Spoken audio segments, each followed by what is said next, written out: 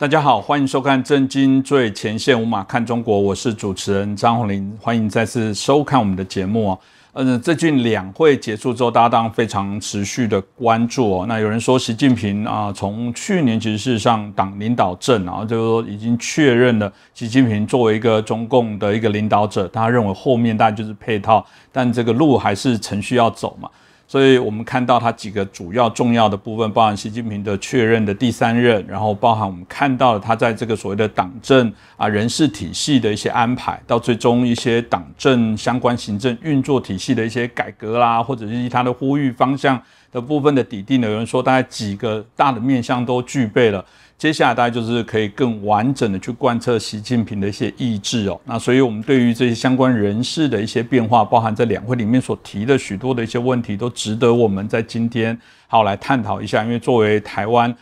临近这个中国，尤其中共这些霸权对我们的一些影响，如果我们不花点时间了解这个两会之后的一些变化发展可能我们之后又会再吃许多的亏哦。那我们今天很开心邀请到旅美学者，也是中国政治经济学家陈教龙博士。陈老师你好。你好，主持人好，观众朋友们大家好。是老师，我想大家也很关注这个两会之后到底对台湾有什么影响。那特别在之前其实我们大概有约略提到了，但因为会议结束之后有更完整的一些资讯跟资料那比较特别的是，我们看到李克强在最后报告里面大家提到了在今年设定的成长率大概在5%左右。这个一方面有低于国外有些人预期它显得更为保守。那如果以今年的状况来看，今年的整个成长率也只有大概3%的涨幅，也是在中国改革开放以来这个非常小的一个数字所以有人就在谈到说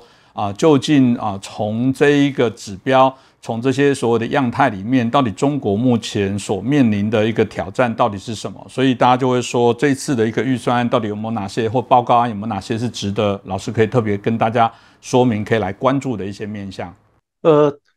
读中国总理的这个政府工作报告我们首先要知道说，这个报告是个官样文章，它是反复修改，最后是要大佬批准的。这大佬指的比总理地位还要高的大佬。所以呢，这个总理的政府工作报告，它不是总理自己的声音，而是总理背后大佬意志的体现。那要从这个角度去看的话呢，我们就不必太把这个报告还有做报告的这个总理他自己的想法挂得太紧。那这方面我自己是有一个体会的，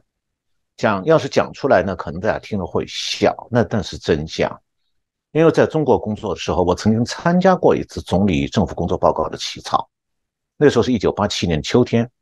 是在为这个1988年的人代会上总理工作报告的起草工作。那时候就秋天就提前6个月就开始了，也就是说，起草这样一份报告，至少要提前半年进入这个准备状态。那么当时负责起草人是住在北京西郊军方一个戒备森严的地区，叫做玉泉山，那靠近中共那个军方的总部，那个军方的指挥中心，那里有一个招待所。那么有一天是突然通知我去参加讨论，我就去了以后才知道说，到场只有我一个人。那一起讨论是2个人，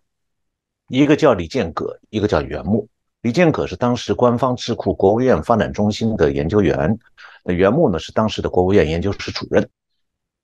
那政府工作报告的重点是经济问题，那重点中的重点呢，就是如何评价当前的经济形势。所以我们当时我去的那一次呢，我们讨论基本就围绕这个经济形势的评价部分。那目的就是为后面起草报告的初稿确定一些基调。那么当时李建革已经参加过几次这样的政府工作报告的起草了。那午餐的时候，他就跟我聊到一些他自己的体会，所以我就把它转告给各位。这里当时有个背景就是当时的总理是赵紫阳，那么他上面还有一帮大佬在指手画脚。所以起草这个报告之前，是赵紫阳大概对李建革和袁牧讲了一下他的思路，然后就让这个起草班底来起草初稿。那接下来才是麻烦的开始，因为报告初稿是要交给大佬去审阅的，那么大佬们的意见是经常相左的。结果呢，把初稿交上去之后呢，是张三去划掉一句，李四加上一句，然后王五又把张三划掉的再改回来，最后改得面目全非。那如果起草人对大佬们的意见照单全收呢，那起草人就会很惨，因为你要是照顾到所有大佬的意见，这个报告就四不像。所以李建革当时跟我讲说，他的应付办法很简单，拖。你们大佬怎么改我不管，你改来告诉我说要改哪句话，我也不理，我不动手。那等到人代会要开了，政治局是必须要开会批准这个政府工作报告定稿了，他把初稿交上去，就是大佬审阅之前那个初稿。这个时候大佬们呢，只来得及粗粗的翻阅一下，已经来不及再提意见了。他们也自己忘掉了上次的初稿上在写了哪些修改意见。那么他们都会表示说啊，这报告定稿改得很好啊，没有意见啦。其实大佬们看到的定稿就是初稿。我这样讲告诉各位，就是听起来像个笑话，但是事实就是我听到的，报告起草人告诉我。那当然了，这个担风险的是这个报告的起草人。万一哪个大佬要是揪住哪句话追究责任的话，这个起草人是要倒霉的。所以起草人起码是要千方百计揣摩两件事，是政治层面的事。第一个就是大佬们到底会有哪些意见，那么要把初稿上的文字呢磨练到说让意见完全相反的大佬们看起来这段文字都是符合他的意见的，没有违背他的意思。那起草人还要琢磨一件事，就是北京的高层有什么样的政治斗争的风向，因为这个风向会决定了哪个大佬会发飙，哪个大佬会躺平。那么自从习近平大权独揽以后呢，现在李强这个新总理背后只有一个大佬。那么当然了，你当一个婆婆的媳妇啊，比当7个婆婆的媳妇要容易得多，好当多了。但是呢，媳妇毕竟还是媳妇，婆婆仍旧是婆婆。所以两者的关系是不会颠倒的。那么媳妇想把婆婆踢走这种事情啊，比如去年海外留言说什么西夏礼上，那其实都是局外人的乱想。那么李克强的最后这一个政府工作报告呢，其实它不过是习近平的意见借李克强的嘴念出来而已。那李克强个人是不敢讲什么习近平不同的主张的，所以要读懂中共的政府工作报告是需要另外的功力的。那么看中共的官方文件啊，其实内行和外行看的地方会不一样的。那外行是看什么呢？看报告的成绩部分，内行是看问题的部分，就是存在问题。因为中共的官方表述它有一个基本原则，就是成绩是主要的大大的，问题是局部的小小的。那所谓的成绩部分呢，就是官式报告的第一部分，主要是夸耀中共的成就。那个文件起草人要绞尽脑汁，把每一个小小的成绩呢写成无比重大、无比重要。这就是中共经常把专责文件起草的人称为笔杆子，意思就是说他下笔千言啊，一定能妙笔生花，永远把中共的统治美化的天下无双。我记得1997年我在台北的时候，和一家媒体的大陆中心主任讲说，我看你们报纸为什么你们引用中国媒体报道只引用第一部分内容，那其实第二部分一般开头是个但是，我说但是的后面才是有报道价值的，是比较接近真相一点的部分啊。我说你们都不用，只用第一部分。这位编辑呢听不太懂我的意思，原因就是说他不知道看中国官媒的文章，他的报道，这第一部分永远是所谓的主流，是只需讲好，坏事也要变成正面表述。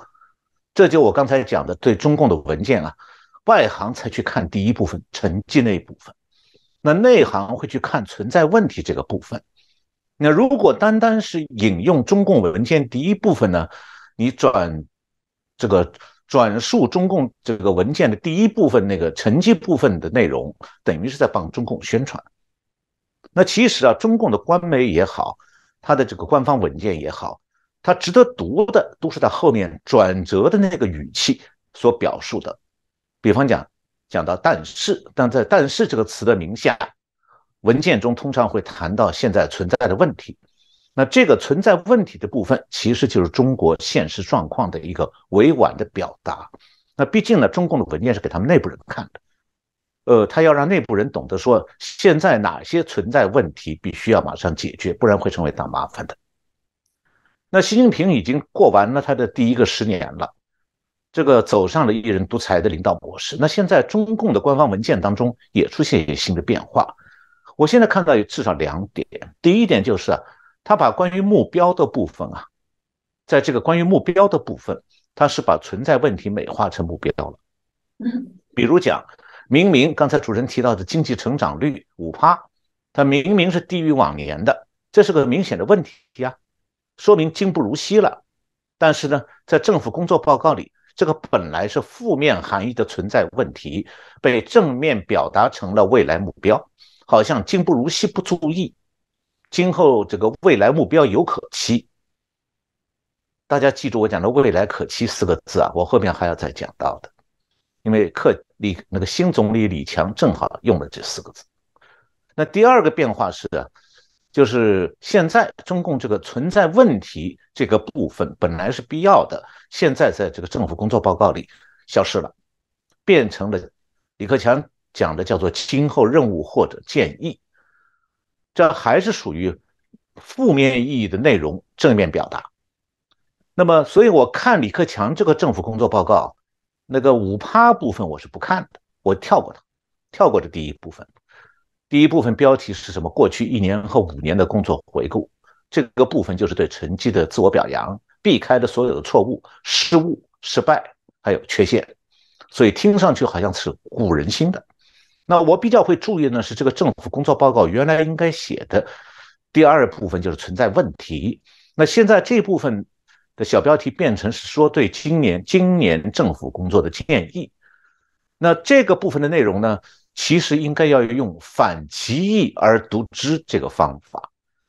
这样的话就能看出中国经济目前存在哪些重大问题。那在这个部分里头，首先讲了一条，说中国现在是面对风险挑战并存、不确定难预料因素增多的局面，要稳中求进。那这句话要是翻译成台湾媒体所用的话语，就是说今年中国的经济有大量风险和挑战，不确定的因素、难以预料的因素等等，因此要防止经济下滑难度很大。这个就是中共对自己经济形势的真实评估。那么这个部分还讲了一点，这个原话是说叫做要有效防范化解重大经济金融风险。那这一句话里面有3层意思。第一层就是说中国存在重大经济金融风险，这是说这个金融风险不单单是金融业、银行业自身的问题，而是经济下滑给金融业造成重大风险。那其中延伸下来分析呢，应该讲说是房地产产业萎缩本身是造成金融业有危机，那么房地产经济支柱撑不下去之后，地方财政把自己的庞大债务转移给银行，也造成金融危机。这个后面一点地方财政问题，我们前几次节目讲过。那么刚才讲的有效防范化解重大金融风险这句话还有第2层意思，有效防范这4个字，不仔细去琢磨，你会跳过它的真实含义。这有效防范4个字指出了一个问题，什么意思呢？就是中国的金融危机早就存在了。那防范金融危机的政策口号也早就讲过了，但是呢，它一直没有办法缓解金融危机。换句话来讲，就是说过去两年来，中共试图缓解金融危机的所有做法都是无效的，所以他才会提出来说要有效防范金融危机的说法，也就是说过去的做法都是无效，那今后会不会有效呢？谁也不知道。那还有第3层，就是有效防范化解重大金融危机这句话里头，化解这2个字表示什么？中共其实是知道说它的金融危机是摆脱不了了。那么假如金融危机真的是可以有效的排除的，那么应该讲的话，今年的这个李克强给本届政府的建议就应该是制止金融危机冒头，或者是排除金融危机的温床。那现在他用的字是化解这2个字，那其中意思就是说中共现在只能是设法缓解一点潜在的金融危机，但是已经完全没有办法消除或者排除金融危机了。那么这个就是我从今年这个政府工作报告里读出来一点我的体会。是，谢谢老师，很清楚这教大家怎么去解读，看清楚中共未来对外的这些文宣哦。那这一次的这个13届的人大包含这个政协的这些委员的一些改选哦，很多人可能是比较着重在这几个台面上的重要的政治人物跟中共的这些主要的一些高官哦，就我觉得可以从另外一个角度来谈哦，就是这5000多个代表里面，其实包括各个区域、各行各业、各个不同层次的一些代表，当然很重要的部分包含民间的企业。是不是请老师也可以帮我们分析一下？因为每一次的换届，大概可能从名单里面也可以看出整个中国内部的这些权力哦，不只是这个官方，连民间的部分可能都有一些洗牌哦。是不是老师可以从中跟我们分享，从这一次的这些人大相关的这些代表名单里面有看出什么样值得我们可以来观察的端倪吗？我先讲一下结论哈，民营企业家如果能当上人大代表，是给他的一个赏赐，不是权利，他什么权利也没有。而且呢，拿掉他的这个赏赐也是轻而易举的，我后面会讲。就是中国现在是刚刚开完他的所谓两会，就是全国人民代表大会和全国人民政治协商会议，他们简称两会。那么这是中共的最高层级、最大规模的官式议会。那如果是硬要套用西方国家、民主国家的议会组成的话呢，中国这个全国人大有点类似于西方的下议院，那全国政协呢有点类似于西方的上议院。但是我只是讲说有点类似哈。这两会当然不是真的国会，而是假的所谓的国会。那按照中共的宪法呢，全国人大是国家最高权力机关，那白纸黑字写的，但是这是假的。所以大家不要太把中共宪法当真，连这个最高国家权力机关也是假的。因为在全国人大，它的最高决策机构叫做委员长会议。那么其中呢，这个分全体正副委员长都参加的委员长会议，另外还有一个只有中共党员才可以参加的党内委员长会议。党内这两个字这个党内党外的概念，我想台湾民主化之前台湾人都熟悉的。中共的党内党外概念呢，和台湾在国民党威权时代的党内党外概念是差不多的。党内才是掌权者自己人，是真正说话算数的人。也就是说，这个人大常委会的副委员长当中，你如果是非中共党员，是党外人士，那你讲话是不算数的，你也没资格讲话，请你来坐在那里就是很大的面子了。那这个概念说明全国人大这个中国宪法里的国家最高权力机关，其实上面还有一个更高级别的权力中心，就是中共的党中央。这样就说明了离党领政的结果是说，全国人大这个国家最高权力机关是必须受中共中央控制的。也就是说，它根本就不是什么真的国家权力最高机关，而是假的国家最高权力机关。那么全国人大内部设了一个叫中共党组，全国人大的所有事务由这个党组，就是党内副委员长加上秘书长组成的。这个党组呢，是向中共政治局报告他讨论过的一切事务。那获得政治局和中共党魁批准之后，全国人大的党组才会照令行事。那么全国人大这个常务委员会是从每一届人大代表选出来的。那关键是人大代表本身不是民选的，它是中共中央组织部事先分配名额到各个省市，各个省市党委再安排在各个省市范围内这个预定好的人选名单之后，走一遍程序就把指定好的人大代表确定下来了。所以是确定了一个人大代表，不是选出来的人大代表。那么人大代表每5年换一次届，那么换届的时候都要选出常务委员会，常务委员会再选出委员长、副委员长，那也都是中共中央组织部内部已经指定的，所以我把它叫做直选，指定选举。那我讲这么多全国人大代表的全国人大负责人这个产生过的过程其实目的是两个，一个是我想说明啊，全国人大在中国确实就是中共为在国际关章上好看一点，为了掩盖中共一党独裁的真实面目，他设立一个橡皮图章机构，这个全国人大就是一个橡皮图章。那么第二，全国人大代表当中的民营企业家，有的是中共党员，有的不是，但所有人都是中共组织部事先安排的。那么全国人大到底有多大的权力？我告诉各位，没什么权力。因为当个人大代表啊，他只不过是中共高层信任他的本人的证明。那全国人大功能上讲是立法机关，但是他自己不能确定要如何立法、如何修法，一切要听从中共政治局的指示。那再有就是每年人代会如果举手同意总理的政府工作报告和财政部长的报告，所以就有橡皮图章这个外号。这个外号橡皮图章不是海外给中共起的，而是在全国人大内部也经常有人议论。不过呢，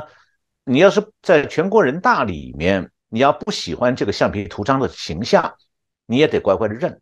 不然的话就变成说你要老讲橡皮图章，你就是向党要权，那是严重的政治错误，要遭到惩处的。那么参加全国人大的被称为人大代表，参加全国政协的被称为政协委员。那每次每5年换届的时候，都有大批人被更换。人大代表和政协委员是5年换一次，其中呢，大部分人都是在任或者退休的各级官员。这些人到了年龄呢，就到了换届的时候了。所以呢，参加全国人大的代表的这个和政协委员的人，每次换届5年当中都会有大批人被换掉。那么人大代表和政协委员当中的民营企业家占多少呢？这个比例基本上是固定的。我以2015年为例，2015年全国人大代表是2965人，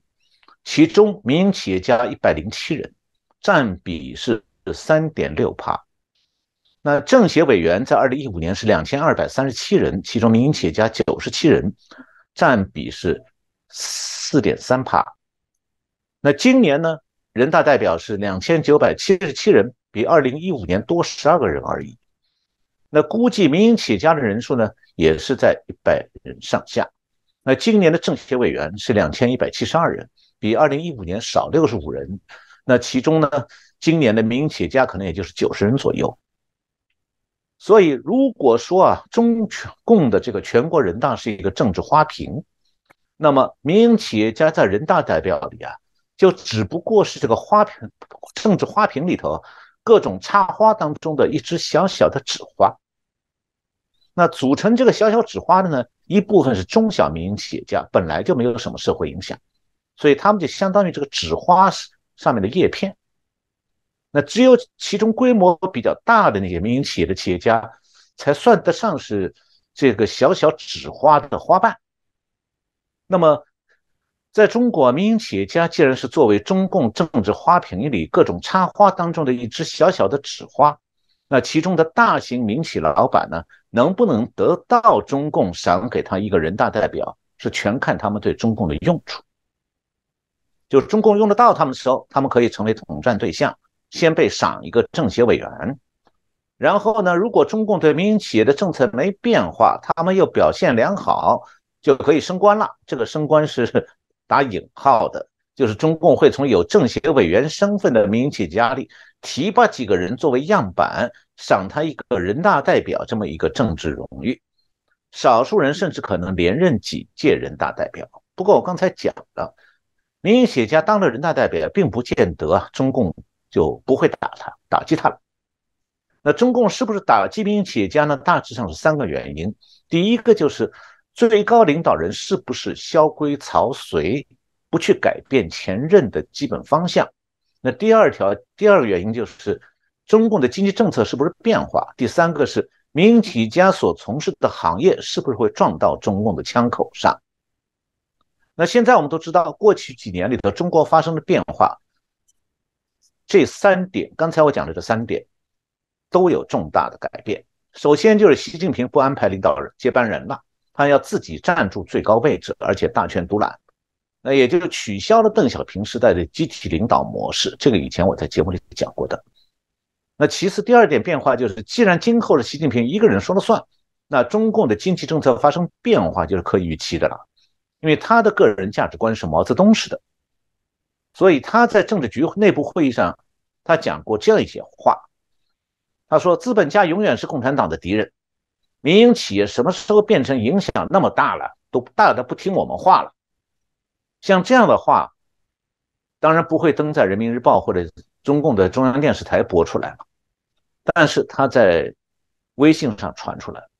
所以今后啊，中国大型民营的企业家现在都已经懂了，他们从此必须夹起尾巴做人，不但要低调，而且要顺从，更要乖巧，所以他们再也不要想指望什么民营经济的春天了，没有了，只有冬天。那么再一个就是第三点，就是习近平之下，他现在觉得说经济要靠民众的消费来支撑，但这个部分呢，被若干的互联网大企业给掌控了，结果让这些民营企业从民众口袋里赚钱赚大了，那习近平觉得很不爽。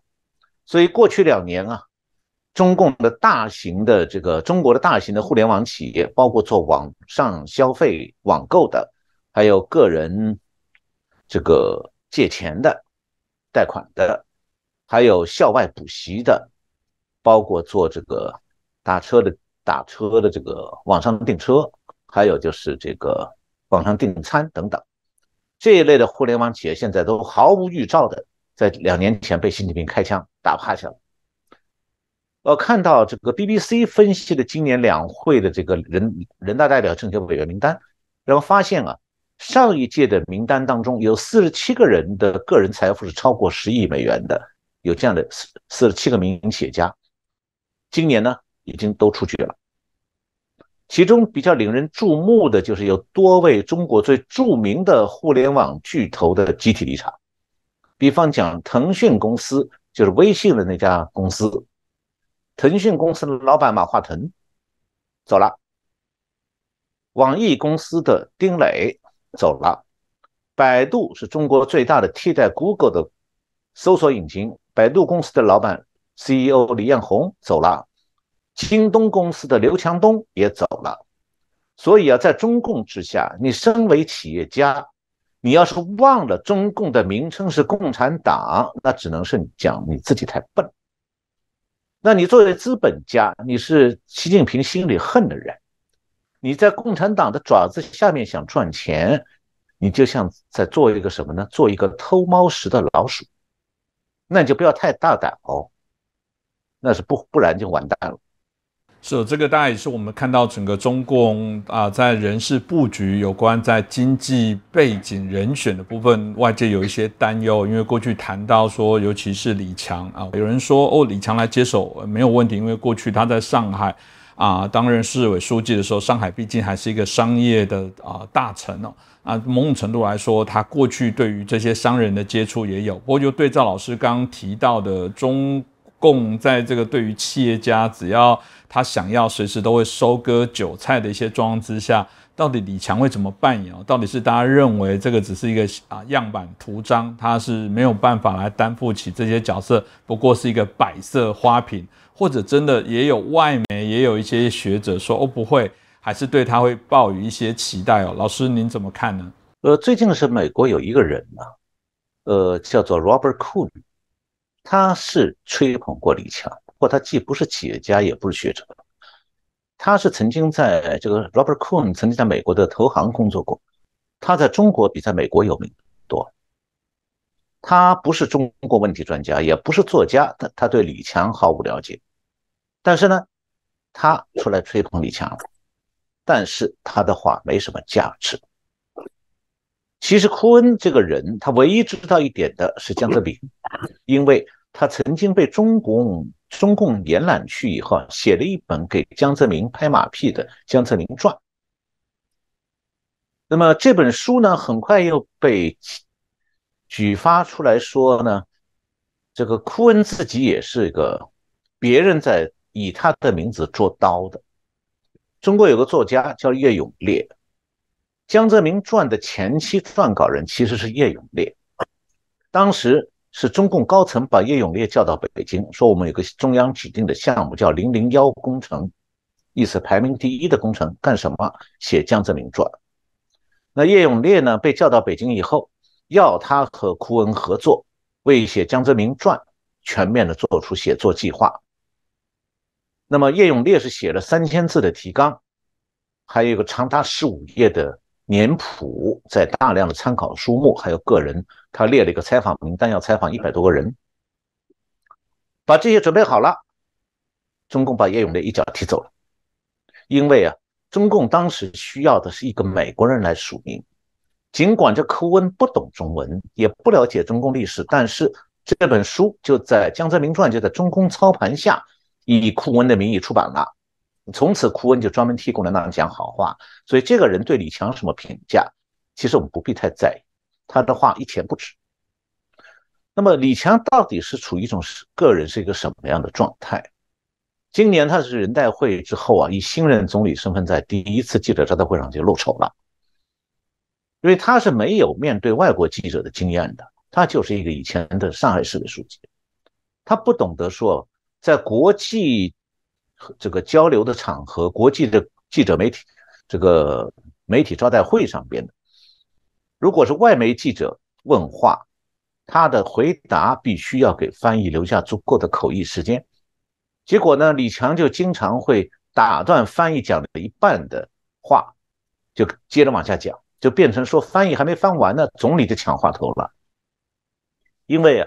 李强他不懂，完全不懂英文，他字母认得不认得我不知道，他没有上过大学，所以他也不懂经济，不懂金融，不懂国际贸易，不懂外汇管理，而且他也没有在副总理位置上见习的这样的经历。尽管现在习近平需要的是一个听话的管家，那么但是呢，习近平其实对李强的能力是不放心的，所以今年他就把当前最需要管理有潜在金融危机的金融监管业务从李强手里没收，改成由习近平自己来管。那其实呢，习近平同样也不懂的。那么为了这样做呢，今年开始，习近平在中共高层设立一个新的叫做中央金融委员会，负责制定金融领域的重大政策，把国务院过去负责金融稳定的职能划到了中共中央的金融委员会。与此同时，习近平把已经超龄的央行行长易纲留下来了，希望习近平希望靠着这个易纲这个熟悉业务的人替习近平把关。其实易纲呢也不是搞金融出身的，他只是在中央银行系统打滚很多年了。这位呢，我以前认识他。1990年的时候，很偶然一个机会，在一个中国留学生家里，我碰到他。当时他和别人在商量的是说，64以后大家都离开中国，留在美国的留学生都不愿意回去了。他说他要这个时候回去，说这个时候回去才吃香。这个政治投机性很强的一个人，官迷心窍的人。他呢是教宏观经济学的，就是台湾叫总体经济学。他也没有金融方面的经验，但是呢，他就那样回去以后，一开始坐冷板凳，慢慢这板凳越坐越热，然后现在终于做了几年中央银行的行长了。然后他的中共现在就被视为是能力最强的央行行长，习近平现在就靠他了。那么这样的话意味着说，国务院总理过去从来要管的是有2个重要的部分，一个是金融，一个是外汇。那现在呢，李强上任以后，这2部分权力都没有了，他也没有这种责任。那么讲到说李强对中国经济的前景是不是有信心呢？他在我刚才提到那个第一次他的记者招待会上面，他讲说，这个要实现前面主持人讲的经济成长要5%，他的原话评价是说，这不是件容易的事。那你可以把他这几个字理解成是实话。所谓的实话，就是说今年经济成长要达到5%，其实蛮难的，未必做得到。那么我们当然也可以把这句话理解成说李强没有信心。那么中共高官对前景从来是唱高调的，一定会讲什么一定要完成之类这样的大话，在李强上任之初啊，他不敢唱高调。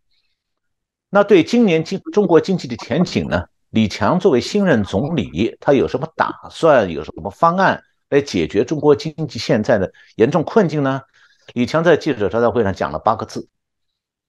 乘风破浪，未来可期。这8个字啊，每个字都是虚的。他所面临的困境呢，很显然用空话解决不了任何问题。但是啊，这位新总理啊，好像除了空话，别的办法他既不懂也拿不出来了。是哦，谢谢老师也针对这个议题有帮我们清楚的做了一个分析说明哦。那对于台湾的议题的部分，大家当然也非常的关注，特别是我们台湾的一些朋友。那在这一次当然定调又大概是老调重弹了，就一个中国的原则啊，9·2共识的基础啦，来推动。当然大家就会看到说，他对外所展现对台商热情的挥手，有人说像89年那时候整个中国改革开放的过程当中，又好像充满了一些热络的感觉，所以某种程度来说，看起来李强一开始的出手，所以在台湾内部也有一些政治人物解读说，这是一个非常友善、递出橄榄枝哦。但我比较好奇的是，到底台商面对这么热情的招呼，到底应该要很开心，还是要从中有点忌讳？这到底背后狐狸卖什么药？是不是继续请教一下老师呢？台商当中一定有人是希望李强带来希望，这可以想象。但是台商如果愿意如何面对现实啊，那是你们各位自己的智慧了。那我觉得说台商应该懂得中共的对台政策是习近平管的部分，李强只是负责执行而已。所以李强对台商喊什么话都是没用的。你与其听一个说话不能算数的李强，你还不如去读懂习近平的心思。因为习近平什么时候心思一变，一个命令，李强过去所有讲的摇橄榄枝也好，全部一风吹，不算数。那我看《天下》杂志最近有一篇分析，讲到一些台商的动态，就总体来讲是比较没有信心。那特别是说很多台商过去是台湾接单，中国生产，然后出口欧美，这条路呢，现在因为这个全球的供应链正在从中国往外转移，就变得越来越靠不住了。那么中共越是摆出来一副对台湾志在必得的姿态，文攻武吓，双管齐下，那国际供应链转移出去以后，就再也不会回到中国了。那么我们看到今年2月份，中国的出口是下降了40%以上的。那么2个月平均呢，这个幅度好像显得小一点。不过呢，我们要评估今年的中国出口才是要到3月底之后，最新的经济数据出来，大概才能做一个判断。不过总的来讲，很清楚的，大家都知道说中国现在出口不行了，房地产呢是继续沉沦，消费疲软。那在中国目前这样一个总体经济开始下滑的状态下，中共提出来这个什么 GDP 增长多少%，其实已经不重要。那外界对中国经济的深度观察重点，其实是应该分析它的财政金融潜在危机的各种症状，因为这2种危机都事关它整个国家的根本，要动摇中共经济的未来根基的。那我想从台商的角度，我们来做点分析的话，就是说呢，全面的深入去了解说，这样一个前所未有的中国经济的困难局面它也关系到台商还有台湾的银行对当下还有今后台商在大陆经营以及他们的资产安全方面要做什么样的决策。这方面呢，是不能够只从台商的企业或者他一个行业的市场来判断未来状况的，他更需要了解的是说，台商在中国这个整体经济方面当中可能面临什么样的压力。特别是我觉得要指出一点，就是台商其实现在正在被迫变成中国经济的一个部分。比如讲，现在有一部分台商已经开始在中国上市，那等于就是把自己和中国经济绑在一起，绑得很牢了。那么实际上今后台商他可能没办法再指望自己主要靠欧美市场，而是要在中国长期生存下去。那这样的话有哪些方面需要考量的？我想到大概是这么几点。第一点就是台商要指望中国经济重回繁荣啊，已经断无可能。所以啊，此时如果有台商要扩大投资，要收购中国的破产企业，有这方面的计划，就要特别当心。因为同时呢，台湾的银行对台商在大陆的资产价值也是需要做重新评估的，以免说台湾的银行因为台商在大陆破产而受到大陆经济长期凋敝的冲击。那如果台商是在中国的银行融资，那是要以台商的资产做抵押的。那中国长期经济环境不佳的话，台商在中国借钱之后，最后假如是因为中国的市场需求不足而经营亏损，贷款还不上的话，那台商多年积累在中国那些资本就都赔进去的。那么第二，就是中国的地方财政现在陷入不可挽救的长期困境。那陷入这困境之后呢，它加税还有增加强制性的收费，就成为必不可少的手段。这个呢，在台湾和在中国不一样的，在中国地方政府说要加税或者要收费，实际上就是要敲诈台商，这是必不可免的，也是逃不掉的。所以台商也需要评估你企业所在地区的当地政府的财政状况，要未雨绸缪，不要被敲诈到活不下去。因为地方政府活不下去的时候，你台商企业要还在他的治下想活得很好，那真的是白日做梦了。那么再次就是台企如果今后想要结束经营，其实啊，他们可能已经错过了把工厂盘出去的最佳时机了。最佳时机应该是3年以前。那么现在中国的私营企业纷纷倒闭，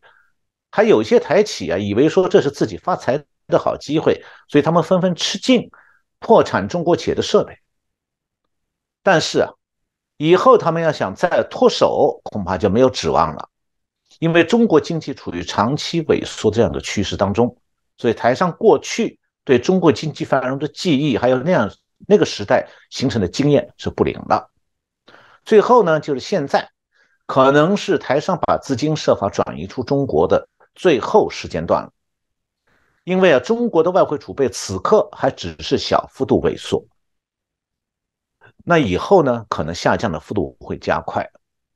目前中共当局为了继续吸引一些外资，所以它的沪港通、沪深通这些管道还是开放的。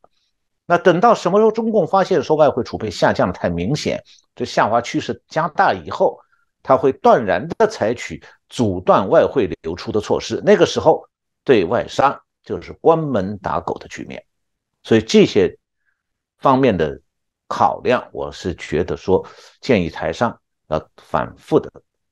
慎重的多考量各个方面的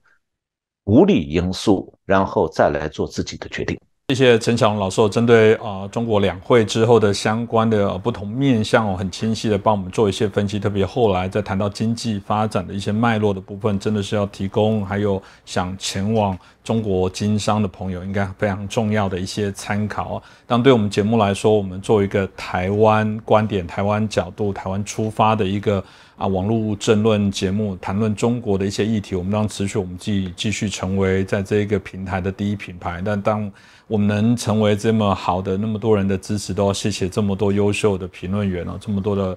教授、学者、专家